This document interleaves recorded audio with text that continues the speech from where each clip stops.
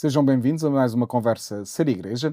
Em final de ano pastoral 2024-2025, impõe-se, e é já uma tradição aqui na Esperança Multimédia, a conversa com o Senhor Arcebispo. Senhor Dom Francisco, muito obrigado Obrigado eu pela oportunidade. aqui na sua agenda de verão, que continua a ser ocupada, mas também com alguns dias de repouso que também necessita e merece. Senhor Arcebispo, este ano pastoral foi um ano intenso. Foi um ano intenso porque é a primeira parte, né? Estamos agora a meio do biênio pastoral.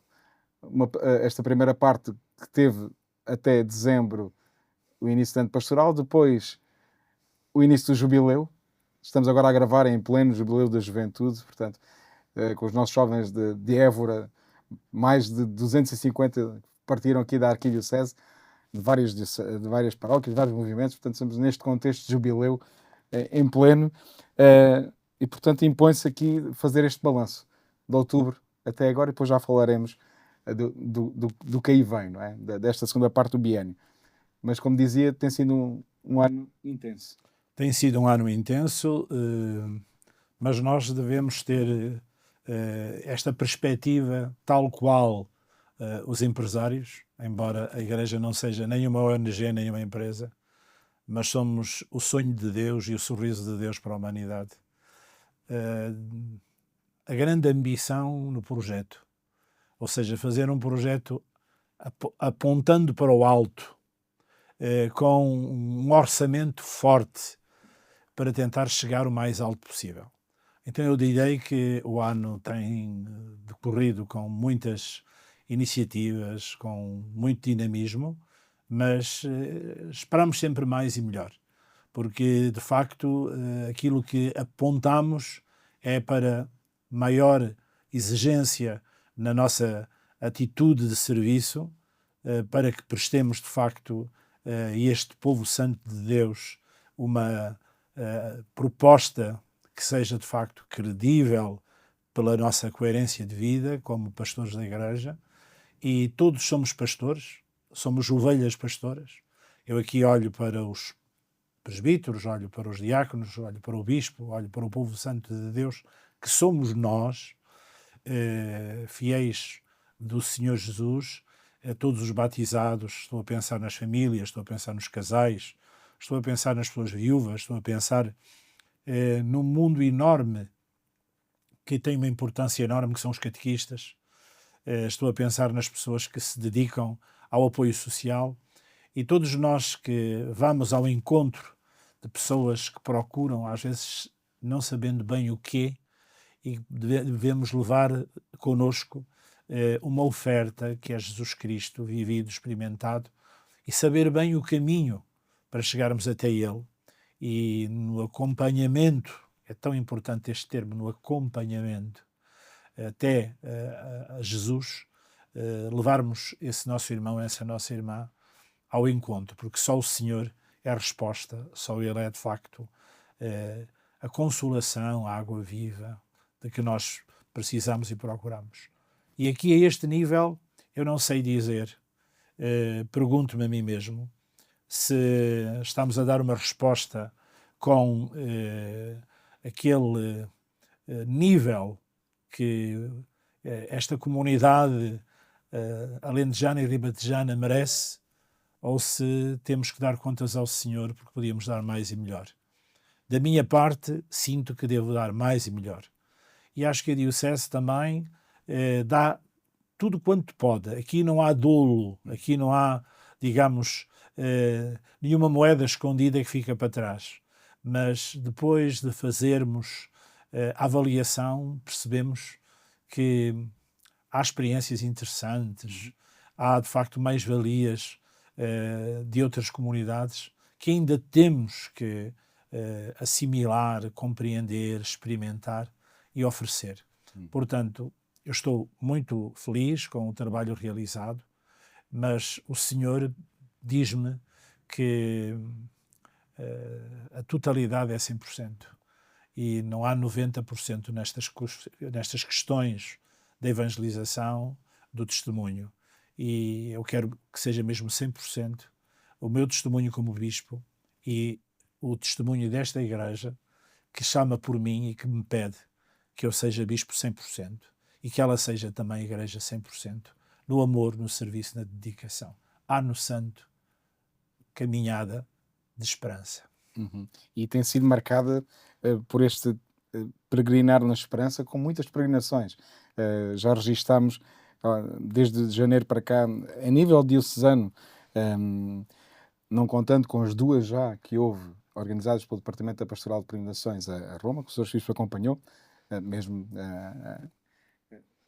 ao centro da Igreja, mas todo aquele desafio do plano pastoral, de peregrinarmos em movimentos, em paróquias, em organizações pastorais aos vários santuários, temos registro, sublinhando só algumas, dos jovens, dos diáconos, dos acólitos, das famílias, dos consagrados, das crianças, e Sem outras que dúvida. ainda virão, né? Portanto, eu dizia, um ano intenso neste peregrinar e que estamos Eu agora a meio. sublinhava um sinal que foi dado à Igreja de Évora, pela Igreja de Évora. Queremos, desejamos, estamos em caminhada. Foi logo na abertura, quando celebramos o início do Ano Santo. Uhum. Para todos nós, os pastores vinculados pelo sacramento da ordem, foi surpreendente a adesão. Juntou-se muita gente, a sede Évora encheu-se, e quando se diz isto não significa apenas a bancada, a nave central, mas a sede Évora cheia nas suas naves laterais, é uma multidão significativa.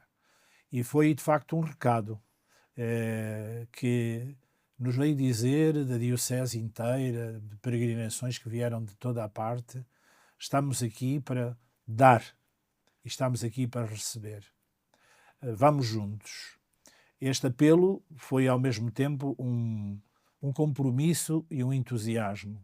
Foi alguma coisa que deu alento à nossa dinâmica. Começaram a surgir, de facto, perguntas: como vai ser o Ano Santo? Nós esperamos pelas orientações da Santa Sé, foram muito concretas. Não vamos ter Porta Santa, vamos ter sim lugares de esperança. A Catedral é a referência, a nossa Sé como Igreja-Mãe, e nós escolhemos depois, como tradição da nossa Diocese, os santuários, que são já marcados por outros anos santos, sem Porta Santa, mas lugares de esperança. E foi muito interessante perceber como surgiram pedidos, por exemplo, vindos de fronteira. Aquela igreja tão bela, repleta de pinturas, murais, frescos, Nossa Senhora de Vila Velha, que fosse um lugar de esperança, um lugar marcado pelo Ano Santo. E a mesma coisa, Mourão, Nossa Senhora das Candeias. Então, temos uma pleiade considerável de santuários, é uma das riquezas da nossa arquidiocese, santuários marianos. Vamos olhar para Elvas e encontramos o grande sinal cristológico, o Senhor Jesus da Piedade, e também em Alcácer do Sal, o Senhor dos Mártires. Mas a marca da maternidade é de facto a expressão da dádiva de Jesus. Ela é a mãe de Jesus, Maria, e a Igreja Maria que dá Jesus. E em Maria encontramos-nos com apelos de colo, apelos de ternura, apelos de carícia, de afeto, e há nesta maternidade da Igreja apelos ao acolhimento, aqueles apelos que nós já vivemos em outros anos pastorais: saber acolher, saber cuidar das feridas, hospital de campanha, desafios tão grandes do Papa Francisco de saudosa memória. E depois saber inserir na família, saber confiar, e depois de estarmos já unidos, partirmos juntos em missão. Não termos, de facto, receio de confiar e de entregar as chaves da casa, da igreja, ao irmão que chegou com muitas feridas, mas que não encontrou logo ali uma banca aduaneira para fazer um inquérito muito grande, se é casado pela igreja, se foi batizado, qual é a sua circunstância em relação à confissão, se tem ou não ido à missa, mas receber o irmão que bate à porta e que vem com um sorriso. És um dom para nós. E depois fazer esse caminho com ele, caminho de peregrino, caminho de Emaús, e curar-lhe as feridas. Aí temos que olhar de um modo muito atento ao bom samaritano e perceber como Jesus é o bom samaritano. E afinal, nós, a Igreja, somos o estalajadeiro, ou seja, somos o hospital de campanha. Cuida dele. Quando eu vier, pagarei o resto, porque Jesus adiantou logo dinheiro, o bom samaritano em Jesus. E a Igreja é esta estalajadeira, mas é também este bom samaritano. Então vamos perceber como 2 a 2 Jesus os envia e 2 a 2 depois da ressurreição se encontra com eles a caminho de Emaús. Este sinal continua vivo, este apelo de Francisco não passou. É uma das coisas muito importantes no ano pastoral, é que não podemos ter uma espécie de camadas, como quando nós fazemos um corte na terra, percebemos que esta camada teve um incêndio, que nesta camada era a altura do ferro, que aqui ainda era a pedra polida. É assim que fazem os arqueólogos, nos cortes. Nós não podemos ter uma igreja assim. Nós temos que ter uma igreja que é orgânica, nas formas como a palavra do Novo Testamento nos apresenta. Corpo de Cristo, a videira e os ramos. Ou seja, somos um só, somos membros do mesmo corpo. E por isso, quando estamos em comunhão, a seiva que circula em nós é a mesma e faz de nós um só. Foi esta experiência que trouxemos para o Ano Santo e que Francisco nos pôs na bagagem, de uma maneira impressionante, com o tema sinodalidade. Não posso deixar de ver neste tema sinodalidade o companheiro de Emaús. Nem posso deixar de ver nesta sinodalidade o bom samaritano. Podemos também olhar para aquele que ajuda o outro a carregar a cruz, carregando juntos a cruz. Quando nós vemos Jesus a caminho do Calvário e aparece o Cireneu, que levou a cruz de Jesus, levou a cruz com Jesus, compartilhou a cruz. A sinodalidade é também este compartilhar o sofrimento do outro, a compaixão. Ora, o Ano Santo foi uma chegada desta caminhada que o Papa Francisco fez com a Igreja e que nós agora estamos em partida, experimentando no concreto, porque a peregrinação é, no fundo, a sinodalidade. É ir com o outro, é caminhar, é a estrada de Emaús. E estamos a fazer a experiência do perdão, porque vivemos momentos também de pobreza, em que nos encontramos com a nossa pobreza, como foram as questões tão dolorosas para todos nós, que chegaram até nós, através da dor imensa que foram os abusos, que também aconteceram na Igreja. Então foi necessário perceber que não somos os melhores, somos irmãos, afinal. Apenas somos uns com os outros, procurando ter Cristo no meio.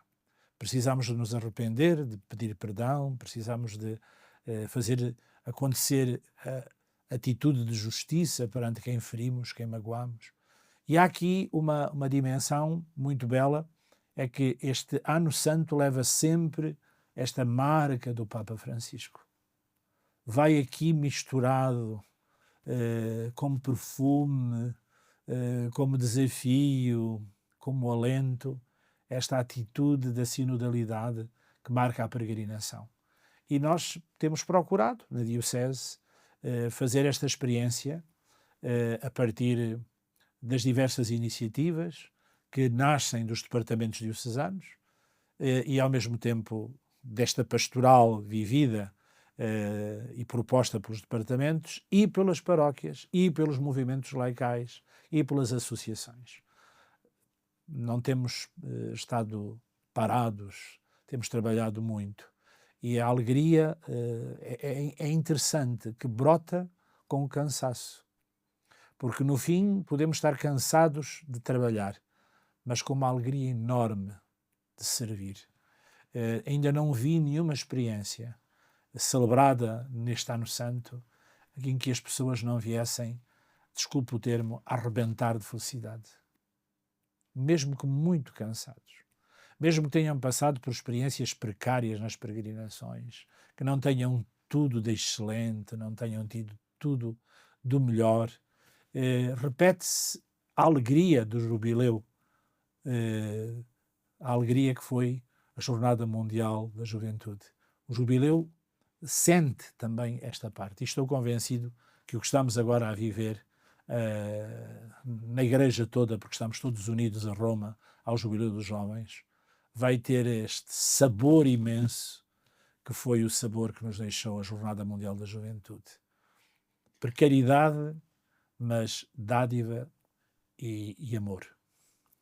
Nessa dádiva e amor, Sr. Arcebispo, as vocações também têm estado sempre no horizonte, como não podia deixar de ser na Igreja e na nossa Diocese, e mesmo neste ano pastoral, na nossa pobreza, na nossa escassez, ainda registava uma ordenação presbiteral em dezembro e 3 ordenações de diaconado.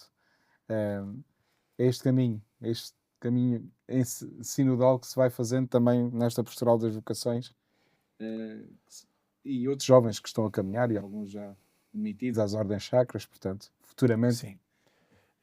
O grande desafio é fazer nascer na nossa Igreja Diocesana a consciência de uma cultura vocacional.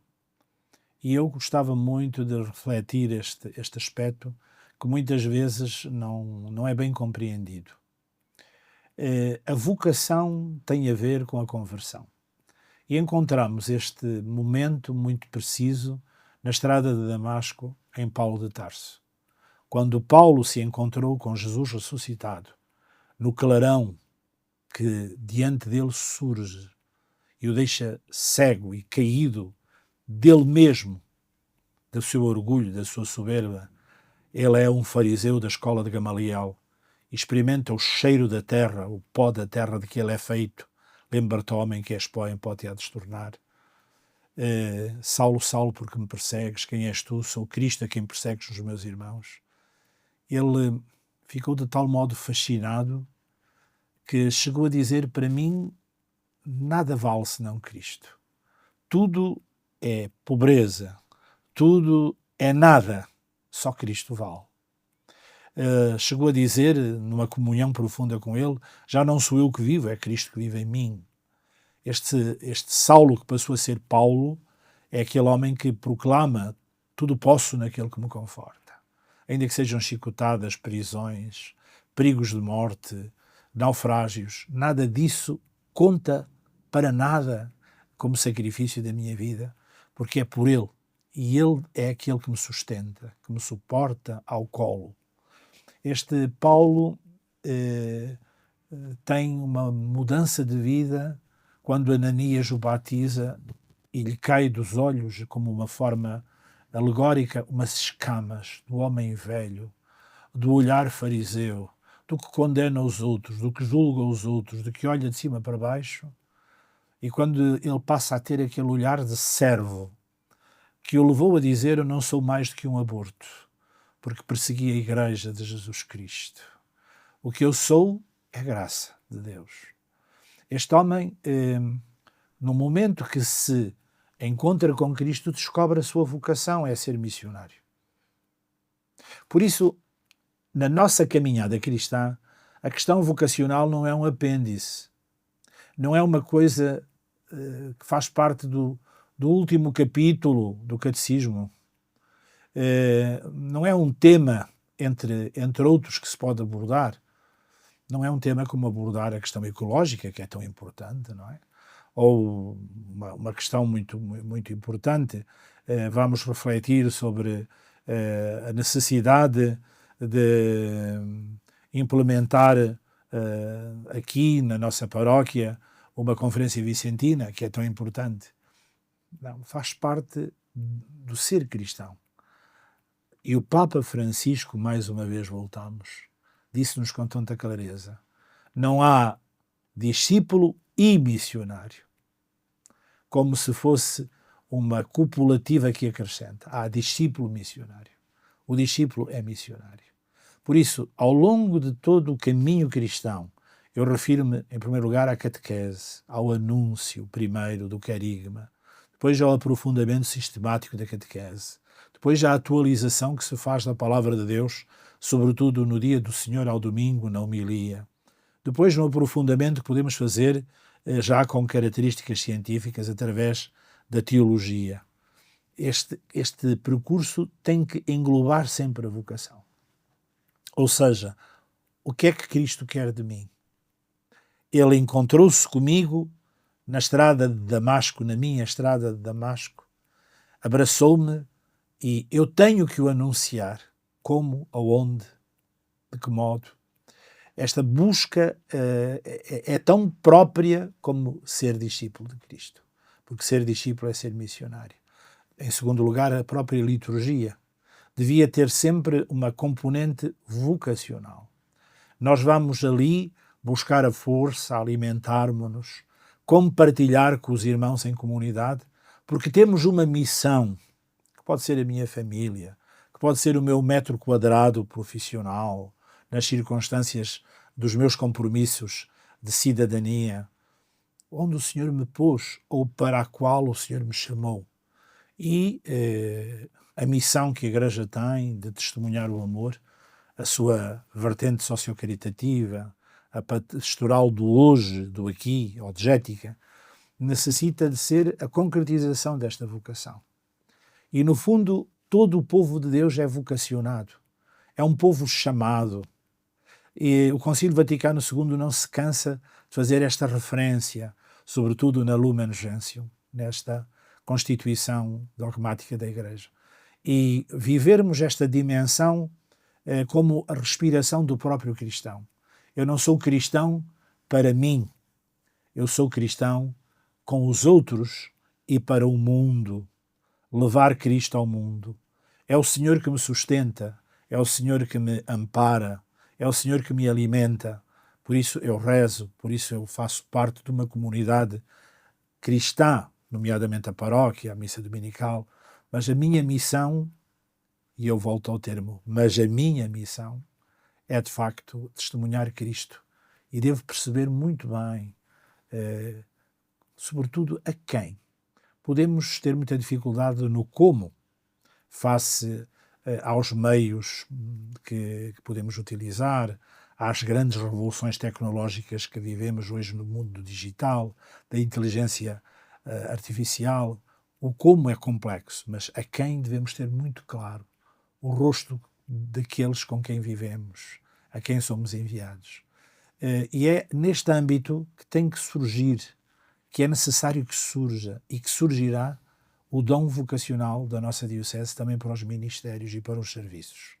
Quando eu digo ministérios, refiro-me em primeiro lugar aos ordenados, aos presbíteros e aos diáconos, e que o Senhor chame também desta Igreja membros para o episcopado.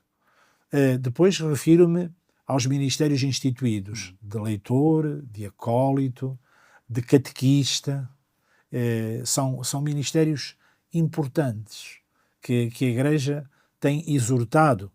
Nós fazemos essa celebração com os seminaristas a caminho do ministério presbiteral e com os diáconos a caminho do diaconado permanente, com os candidatos ao diaconado. Porém, a Igreja oferece a todo o povo santo de Deus a possibilidade do ministério instituído de acólito e do ministério instituído de leitor e do ministério instituído de catequista. São serviços que assumem uma dimensão de mandato da própria Igreja, de ir em nome da Igreja. E depois, para além destes ministérios que ainda não estão realizados em Portugal, mas já estão, enfim, propostos pela Igreja Universal, pela figura tão importante para nós sempre, que é o Papa, e agora o nosso querido Papa Leão XIV, temos, para além dos ministérios instituídos, os serviços. O serviço de acolhimento à paróquia, o serviço de leitor, de salmista, de cantor do coro paroquial, do Conselho Económico, que é um serviço tão importante, o gerir, o curar da comunidade, o perceber o que significa estar junto do só, do frágil, daquela pessoa que se sente mesmo abandonada. É das coisas mais impressionantes, é encontrar um idoso que diz: eu sou um velho abandonado. Tenho a visita mensal de um ou dois guardas republicanos. Nós ficamos, de facto, a pensar, a pôr-nos na pele, a calçar as botas daquele irmão, daquela irmã, daquela solidão, daquela casa pobre, tantas vezes lúgubre, úmida, em que alguns ainda recebem a ajuda de um centro social através do apoio domiciliário, é-lhe deixada uma marmita e vê alguém por uns minutos que entra em casa.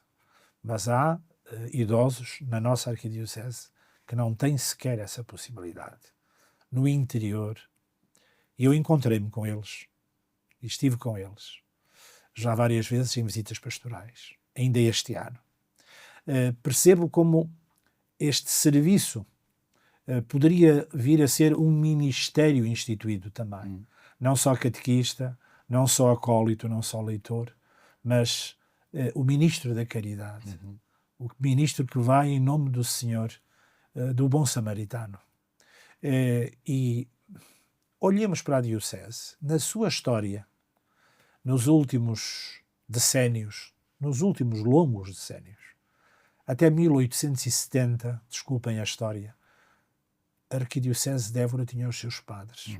Redondo, Borba, Vila Viçosa,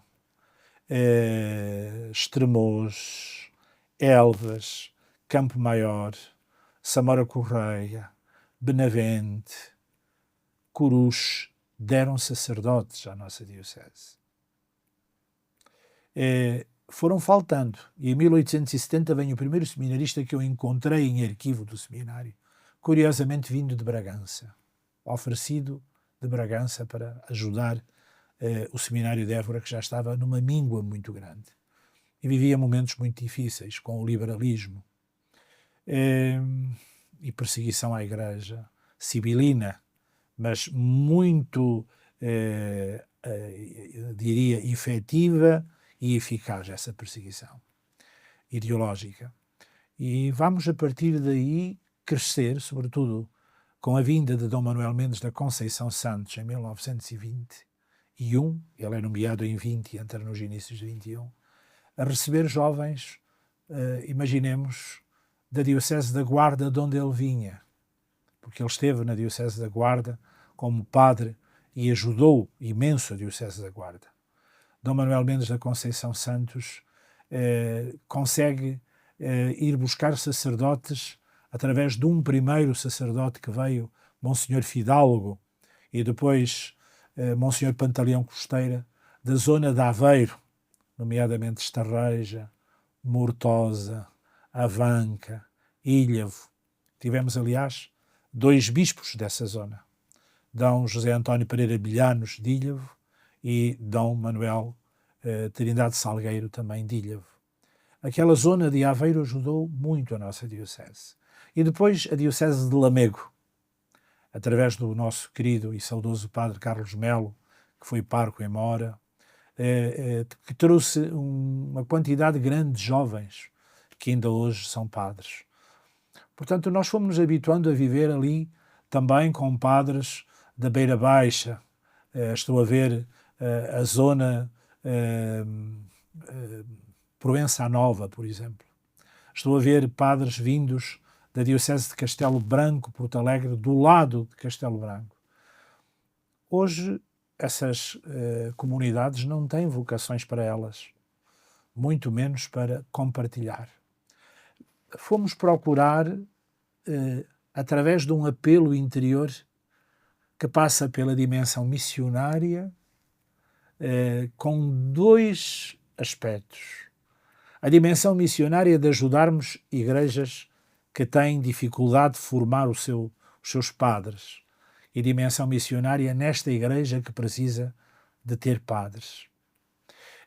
Então, começamos com a experiência antiga, que vem do tempo do saudoso Dom José Joaquim Ribeiro, natural, como sabemos, ali da zona entre Campo Maior e de Golados.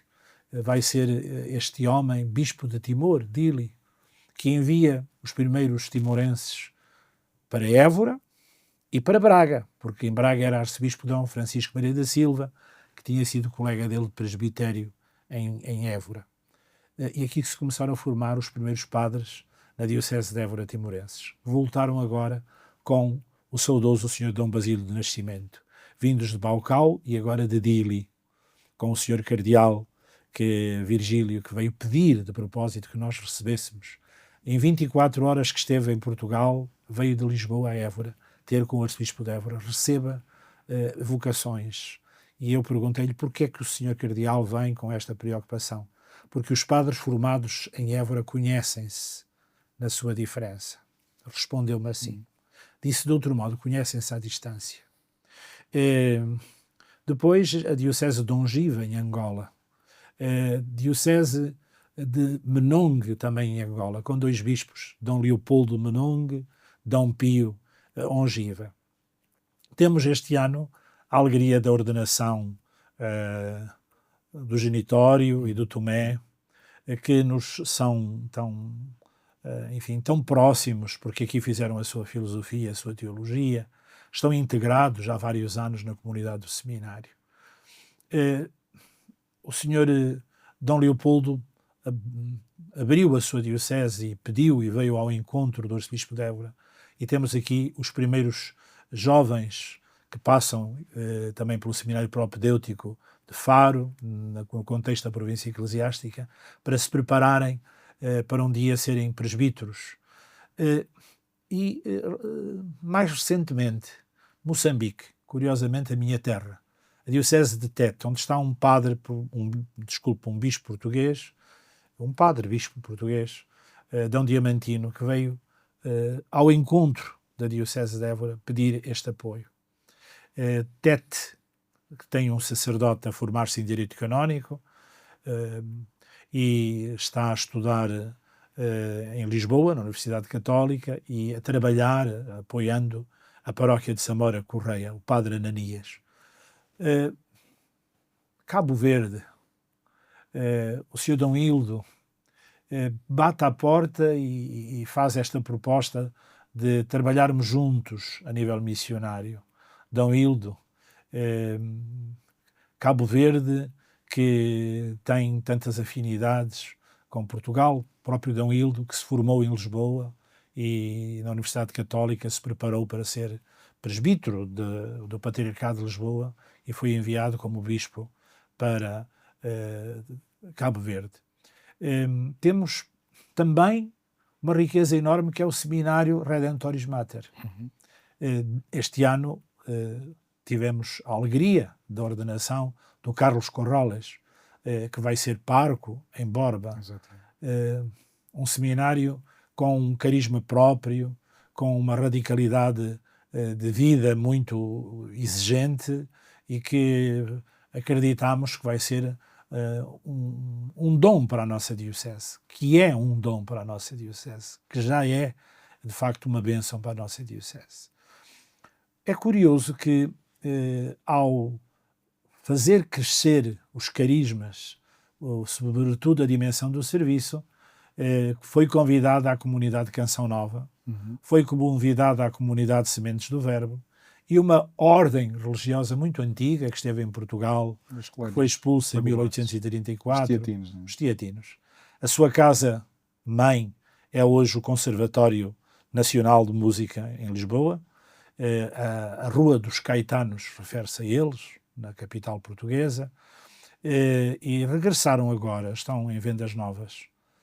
E surge então a possibilidade de se constituir em Évora, por sugestão, por pedido e ao mesmo tempo por acolhimento da Arquidiocese, uma residência de formação dos padres teatinos, uma residência de formação da comunidade de Canção Nova, uma residência de formação dos padres sementes do Verbo.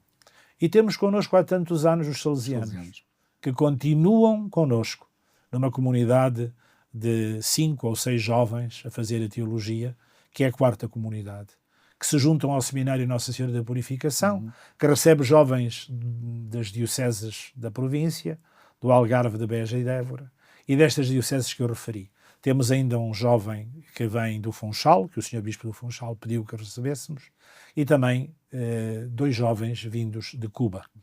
Então, é uma alegria. Uma primavera vocacional. Não é? Mas eu desejava que fosse, sobretudo, um despertar vocacional. Exato. Para as vocações de Évora. Porque nós precisamos de évorenses. Estes jovens têm um estatuto assumido que um dia serão padres, querendo Deus, aqueles que o Senhor chamar e a Igreja confirmar, 5 anos na diocese, alguns podendo ser renovado o seu tempo. E o caso de Menong, 3 anos apenas. Para também contribuírem para a diocese que os formou, porque nós assumimos toda a sua formação. Ora, este dom é grande, mas nós temos que ter o nosso clero local. E aqui começa a dificuldade. A pastoral vocacional, que refletimos tão bem como é natural no discípulo. Precisamos de uma pastoral vocacional que desperte e acompanhe. Os momentos a que nós chamamos, a nível de sociedade, é um termo cultural, eventos, são importantes. Os eventos são pontos de partida ou pontos de chegada festivos e celebrativos de uma caminhada feita. São um momento de despertar, são uma proposta, é um evento que, no fundo, acorda, propõe, chama. E depois pode ser um evento que se celebra, porque se fez um caminho e se celebra o caminho feito. Mas o mais importante é o acompanhamento pessoal de cada um dos jovens, rapaz ou rapariga, que se sente chamado a ser missionário a tempo inteiro. Porque os consagrados de clausura em mosteiros também são missionários pela oração. Os casais, o matrimónio, são missionários na família, no testemunho de Cristo vivo no meio do mundo. Os leigos, todos os leigos empenhados na Igreja, são missionários, como são os religiosos, como são os sacerdotes, como são os diáconos permanentes, como são todos os institutos, congregações e ordens religiosas, como são os padres e os bispos. É este povo sacerdotal, pelo ministério, pelo dom do batismo e no ministério do ordenado, os padres, os diáconos e os bispos, é este povo que é todo ele sacerdotal pelo batismo, que é enviado. E precisamos de ter uma pastoral vocacional que estamos a tentar organizar nas 3 zonas da diocese, na zona leste, na zona oeste e na zona centro-sul. Podemos olhar mais para o Ribatejo, podemos olhar para Coruche, podemos olhar para Benavente e perceber aquela zona como zona leste. E podemos olhar para a zona oeste como Vila Viçosa, Estremoz e Elvas. E podemos olhar para a zona centro-sul com 2 forças muito significativas, que é Évora, Reguengos de Monsaraz. E podemos também ver Portel. Estas 3 grandes regiões, leste, oeste e centro-sul, têm 2 pessoas indicadas, um sacerdote e uma religiosa, para trabalharem vocacionalmente, ali na proximidade, o mais possível das paróquias, encontrarmos a semente da vocação, porque ela existe. Deus não falta com as vocações ao seu povo. O que precisa, essa semente, é de ser descoberta e depois, no seu amadurecimento, acompanhada. O acompanhamento é difícil, porque exige a presença constante, a disponibilidade, uma capacidade enorme, infinita de respeito, como o respeito de Deus pela pessoa. Um saber acompanhar a pessoa no silêncio, mas a pessoa sentir-se aceita e amada como é. Uma caminhada vocacional é uma caminhada irrepetível, não há uma igual à outra. E é necessário que a pessoa que acompanha tenha uma grande maturidade. Por isso temos também que cuidar muito daqueles que fazem este acompanhamento. Porque não se trata de um proselitismo, convencer ninguém a ser padre ou freire ou missionário ou consagrado. Mas trata-se de perceber que ali há esse germen, um ADN que por si cresce e é como quem ajuda uma trepadeira a crescer, pôr-lhe uma cana para que não fique enrodilhada no chão sobre si mesma e acabe por morrer e definhar, mas que cresça, e depois talvez um fio mais alto. Ela cresce por si, não é preciso soprar para ela crescer. Ela tem dentro de si, no seu ADN, aquilo que ela há de ser como trepadeira. Claro que o Senhor, ao conceder o dom da vocação, é irrepetível em cada pessoa. E por isso os carismas que concede a cada pessoa para o serviço do povo de Deus. É neste caminho que nos situamos. Neste caminho, começamos a olhar já para a segunda parte do ano pastoral, não é? Que será marcado pela reta final do jubileu, que terminará mesmo no final de dezembro, não é? 28 de dezembro teremos a missa, esperemos que com muita alegria e júbilo do encerramento do Ano Santo, 28 de dezembro, a festa da Sagrada Família. E depois ainda temos até esta altura do ano, daqui a um ano, sim, mais 7 meses em que já será os frutos do jubileu, não é? Agradeço muito essa oportunidade que me dás, porque nós olhamos para esse tempo como um tempo mistagógico. Mistagógico significa o quê? É um termo que tem que ser percebido porque é muito simples. Olhar para o mistério e saborear e contemplar o mistério. Como quando tu fostes pai e olhastes para as tuas filhas, para a primeira e para a segunda filha, e dissestes para ti próprio: olha o que nasceu do nosso amor, do meu amor e da minha esposa. Olha o que nasceu do nosso amor. E nós ficamos sem palavras. É como quem olha do alto uma montanha para uma paisagem maravilhosa, ou como quem olha para o mar. Aquilo que brota da beleza da contemplação é a paz. Então a mistagogia é olhar para o que Deus fez em nós, para o dom que foi o Ano Santo, para a minha ida a Roma, para aquilo que Deus fez na minha vida. Eu não era crente e passei a ser crente, tenho noção que sou filho de Deus, etc. Ora, esta dimensão mistagógica, nós queríamos que fosse empenhativa em duas perspectivas. Ou seja, que olhássemos para a nossa diocese e disséssemos: e agora? Eu devo servir. E este serviço era importante que acontecesse, voltamos ao tema anterior, em serviços ao irmão, a nível social, caritativo, nas dinâmicas da catequese, celebrativo. São estes 3 grandes pilares: anunciar, celebrar, testemunhar. Que nascessem, de facto, grupos de formação de adultos para conhecer melhor a palavra de Deus e de grupos de formação de adultos para agentes pastorais. Nós precisamos nas nossas comunidades de catequistas preparados, precisamos nas nossas comunidades de quem celebra a palavra de Deus ao domingo na ausência dos presbíteros ou dos diáconos permanentes. Precisamos tanto de catequistas, já aqui disse, visitadores de doentes, cuidadores das pessoas que vivem lutos difíceis na solidão. Temos ministérios tão importantes que são serviços e que podiam despontar no coração de algumas pessoas, dar a vida assim nessa atitude de serviço. E a Diocese, ao dispor, passa a redundância, disponibilizar formação concreta para pessoas que queiram servir. Então, servir e formar.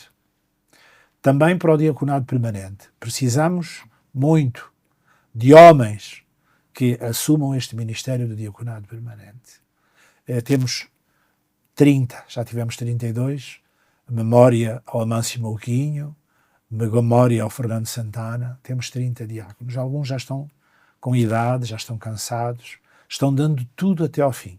Mas temos que pensar neste ministério precioso que é marca da Igreja. Não é um suplemento, não é porque não há padres. A Igreja nasceu primeiro com os bispos e os diáconos, os leitores, anunciadores da palavra e os catequistas, formadores dos catecúmenos. É assim que a didática apresenta a primeira hierarquia. O bispo, o diácono, o leitor ou evangelista e depois o doutor, que era o catequista. Então nós queríamos muito fazer esta proposta à Diocese e pensar em conjunto, sinodalmente, não de um modo de cima para baixo, mas perceber nas comunidades as possibilidades existentes e encontrar, de facto, esta entrega de pessoas que, a partir do Ano Santo, e contando muito com os jovens, dizem: eis-me aqui. E à maneira de Maria, servirem para que tenhamos uma renovação dos agentes da pastoral e, ao mesmo tempo, preparemos a caminhada até 2033, que vai ser o próximo Ano Santo. 33, ano em que Jesus morreu, deu a vida e ressuscitou, e que celebramos como o ano da redenção.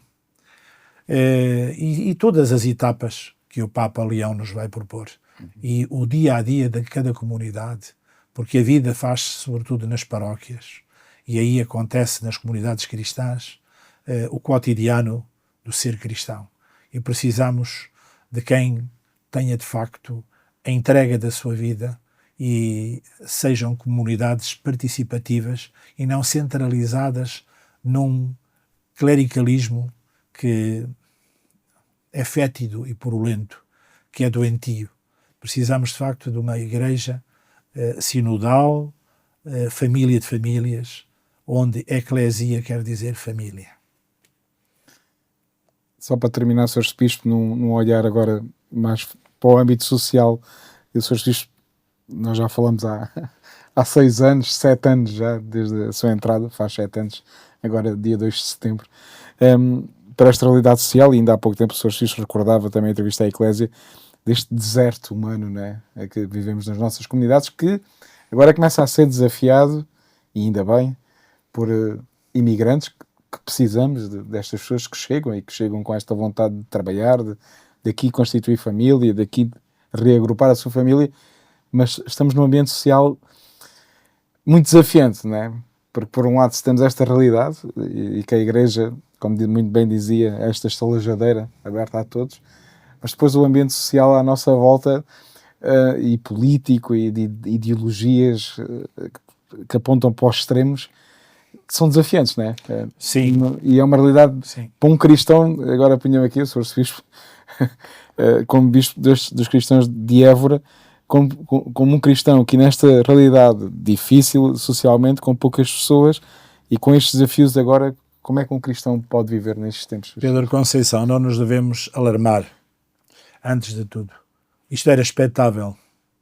Isto podemos dizer que é uma repetição de muitas páginas da história da humanidade. E, efetivamente, a Europa, por várias circunstâncias, que não temos tempo para analisar, chegou ao que chegou. E, concretamente, vamos fazer a Europa acontecer aqui no Alentejo. Em Portugal, que é um dos países mais envelhecidos do mundo. Houve opções políticas que se tomaram e que chegou, de facto, a este momento de termos localidades em despovoamento crescente, pessoas muito idosas, a não termos já recursos para tratar dos idosos. Já temos várias paróquias em Évora, arquidiocese de Évora, cujos funcionários, os colaboradores dos centros sociais paroquiais, são imigrantes que vêm tratar dos portugueses idosos, porque já não temos quem os cuide, não é? Temos, de facto, esta realidade que era previsível. Víamos por números e continuamos a ver que vai evoluir num sentido ainda mais doloroso. Claro que isto traz problemas muito grandes. Alguns vão sendo solucionados agora, nomeadamente a desvalorização das casas, as pessoas que investiram nas suas casas. Estou a pensar os imigrantes que fizeram as suas casas. Os filhos já não voltam porque querem estar nos seus países de acolhimento e quando vêm é apenas uma segunda casa por pouco tempo. E o que é que nós observamos? Observamos uma coisa complexa, que são casas com valor, que agora começam a ser compradas e descobertas na beleza do Alentejo, neste, como alguns dizem, último paraíso da Europa para a segunda habitação. Mas o que é que se vive neste momento? Uma necessidade absoluta de migrantes. Nós necessitamos dos migrantes para trabalhar, não só na construção civil, não só nas ferrovias, não só nas rodovias. Nós precisamos já para o turismo, precisamos já para os serviços básicos da própria saúde, do cuidar dos nossos idosos, precisamos para, enfim, a vida comercial e industrial do país. Mas isso dói, porque é necessário receber outras culturas. E, por outro lado, a envolvência do mundo hoje gera uma pressão sobre as nossas fronteiras de gente que vê uma oportunidade de vir para a Europa, e Portugal é uma das portas para a Europa, e que, portanto, pressiona. E nós fazemos uma defesa e temos que ter, de facto, um acolhimento de qualidade. Não vamos trazer pessoas para fazer favelas à volta das cidades no nosso país. Nós temos que nos preparar para acolher o número que necessitamos. O acolhimento tem que ser planificado e cuidado.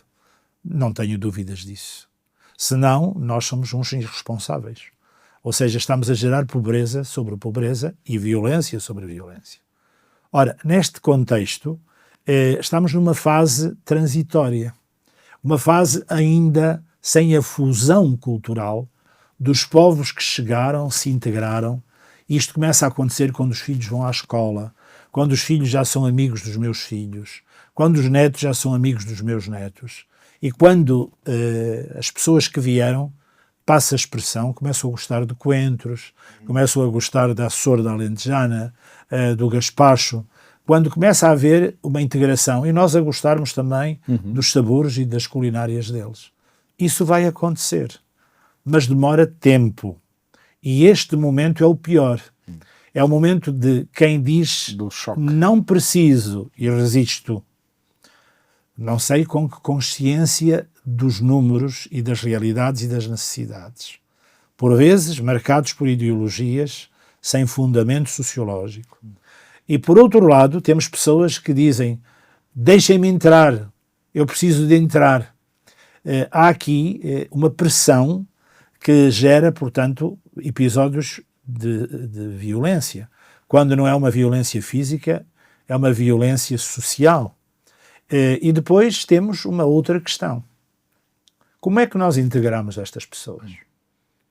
Pode acontecer que estas pessoas tenham sido integradas nas partes mais pobres que Portugal já tinha. E então foram viver para bairros sociais.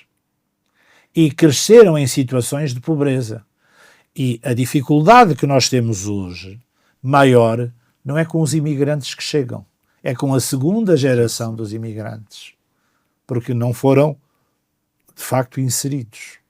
Não foram formados. Não houve para eles uma preocupação de instrução, de promoção humana integral da pessoa. Muitos deles ficaram entregues a eles próprios em situações de discriminação, que não foi assim uma discriminação prevista, mas foi consequente e real, e guardam em si, de facto, as marcas do modo como cresceram, que não foi um modo integrado, nem um modo onde se apostou na sua educação, formação e, ao mesmo tempo, profissionalização. A nossa problemática foi, em muitas circunstâncias, criada por nós. Então, aquilo que temos que viver é cuidar do acolhimento, saber integrar e apostar no sentido de investir em quem chega, para que, sobretudo, as novas gerações de quem chega não repitam alguns falhanços que nós acabamos de abordar, e viver de modo tranquilo com esta realidade, porque é a realidade de muitas sociedades, a multiculturalidade e a multirracialidade, e fazer a experiência da paz, do convívio, aonde o cristianismo muito ajuda e as comunidades paroquiais muito contribuem. Podemos dizer que há experiências maravilhosas que eu conheci muito de perto, na minha vida de presbítero, quando acompanhei comunidades imigrantes, nomeadamente nos Estados Unidos da América, onde encontrei os portugueses integrados e felizes, na maior parte dos casos. Ora, nós estamos a viver esse pior momento. E é um momento que pode gerar rupturas e pode gerar, de facto, se não tivermos cuidado, confrontações. É muito importante que esta mensagem seja muito refletida e que partamos do princípio: precisamos, temos que saber acolher e temos que acolher com nível humano e, ao mesmo tempo, social e também espiritual. Uma última palavra, Sr. Arcebispo, uma mensagem de final de ano, perspectivar um novo ano a toda a Arquidiocese. Eu diria que este ano, extraordinariamente, não temos fim de ano, porque o ano santo continua. Exatamente. O nosso fim de ano santo será no dia 28 de dezembro. Vamos trabalhar. Eu gostava de mandar um grande abraço aos jovens que estão em peregrinação. Tenho-lhe telefonado todos os dias, estive na sua partida. Gostava de recordar as 2 peregrinações que vivi intensamente, uma delas com 180 pessoas, 80 jovens da Rogem Moral de Campo Maior. Gostava muito de agradecer a todos os que trabalham neste momento afincadamente para a valorização do Ano Santo e dizer que os 2 momentos onde eu vou estar com alegria a viver o Ano Santo, em santuários jubilares, vai ser no dia 15 de agosto, em Nossa Senhora do Castelo, ali em Coruche, na beleza das lesírias, do arroz, daquela bela terra do Sorraia. E depois, no dia 14 de setembro, vou estar da parte da manhã no santuário em Alcácer do Sal. Continuamos na parte oeste da Diocese, Senhor dos Mártires. E de tarde virei para o outro extremo, para Portel, Centro-Sul, celebrar na grande igreja da Vera Cruz a festa da Santa Cruz. Portanto, que queria que este ano tivesse um sentido muito grande de redenção, porque Évora guarda o grande santuário, peça central do nosso espólio sacro, que está na sede Évora e, concretamente, resguardado no Museu de Arte Sacra. Eu gostava de lembrar que este santuário é uma das peças em ourivesaria e em arte mais valiosas de Portugal, das mais importantes peças da joalharia portuguesa. E guarda o quê? Um pedaço de madeira que veio da Terra Santa através da ordem dos nossos amigos que tanto trabalharam na Terra Santa. Estou agora está-me a faltar, portanto, a Ordem de Malta. E ali na terra de Marmelar foi colocado esse pedaço vindo da Terra Santa. À Ordem de Malta se deve este percurso multissecular da presença da Vera Cruz do Santo Lainho na nossa Diocese, que quero celebrar este ano de um modo presente ali em Vera Cruz de Marmelar. Muito obrigado. Agora, desejamos também um bom tempo de repouso. Também, Muito obrigado. também tem direito a isso e merece. O povo Para de Deus tem direito a que eu repouse, Exatamente. porque tem direito ao meu sorriso. Exatamente. E à sua Por isso, o meu repouso Sim. é um repouso para servir melhor. Sem dúvida. Sr. Bispo, Obrigado. até ao próximo ano pastoral, se quiser. Obrigado a todos. Fica assim mais uma conversa Ser Igreja. Voltamos a marcar encontro no próximo ano pastoral. Até lá, se Deus quiser.